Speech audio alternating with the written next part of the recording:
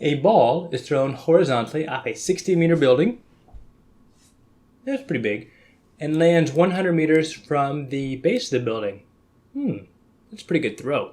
Knowing air resistance, determine the xy vector, using meters per second, of the speed of the projectile just prior to impact. Use 9.8 meters per second squared for gravity. Okay, we can do this. So we have a building. So start by drawing a picture, as we always seem to. Terrible person. In hindsight, since this is a 60-meter building, that's a very tall person. Whoop. 100 meters. Kind of like a football field. Okay. So it's thrown horizontally, so theta equals 0. So this theta up here, 0. And so we can determine how... we can determine the time based on how long it takes the ball to fall to the ground. So write up our kinematic equations. A equals A, V equals AT, plus V naught.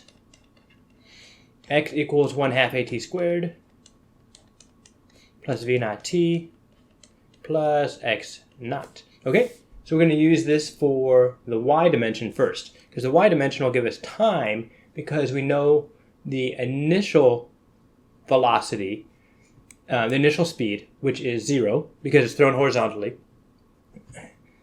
And we know the acceleration, and we know the initial height, final height. So, write this out. Y final equals 0, because it hits the ground. Y0 equals 60, because it starts at 60 meters up. And A equals negative 9.8. I know it says use 9.8. I'm going to use negative 9.8. T equals question mark, because we don't know what the time is. That's what we're trying to find here. But we do know that V initial equals 0, which is convenient. Okay, plugging things in, we have negative 4.9 T squared equals, plus 60 equals 0. And I left out this middle term because V naught is 0 in the Y direction. Rearranging this, we have T squared equals 60 divided by 4.9. Getting out the calculator. Clear. 60 divided by 4.9. 9 equals second square root of the second answer. Leave off second parentheses because I'm lazy. Therefore, T is about 3.5 seconds. Is that true? 3.4? Yeah, we're good. So we have 3.5 seconds. So now we're going to find the velocity in the Y direction. We're going to use the second equation. So V final equals AT plus V naught. These are both in the Y direction. So this would be 9.8. Yeah, I'll say negative. Times 3.5 seconds. And we know that this is 0. So now we're finding it in the Y direction. So we have a ball right here. We're finding V naught Y. So this will be 9.8 times 3.5. Clear. 9.8 times 3.5 gives us 34.3.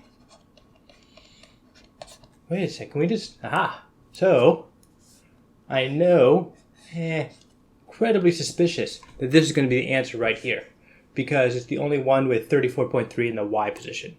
But, just to make myself feel good, are we given the X value?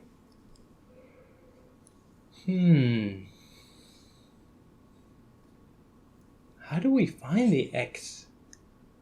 Oh, so we're given 100 meters. Okay, so if we wanted to go on, we could then find the X value, which should be 28.8. If it's not, then our answers are messed up. So looking at our second equation here, in terms of X, we're going to say that X final equals 100 meters, because we know the ball had 100 meters away. x initial equals 0. Acceleration equals 0. Time, it's going to hit in the y direction the same time when it hits in the x direction, so that's just going to be 3.5 seconds. And x naught v naught equals question mark. So what we're doing is we're trying to find the initial velocity in the x direction. So I'll make a little x there. So we have so the first one goes away because acceleration equals 0. So we have v naught times 3.5.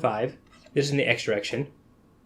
Plus x naught, which is 0, so I'm going to leave that off, equals 100. Oh, I guess that makes sense. We kind of could have figured that out on our own. Okay, so that's just, yeah, got it. Okay, so our initial velocity equals 100 divided by 3.5, which is like, I don't know, 30. 100 divided by 3.5, 28.57. 28.57. Now we're going to use our second equation here, v equals at plus v naught. Go to orange, just because it offers good contrast.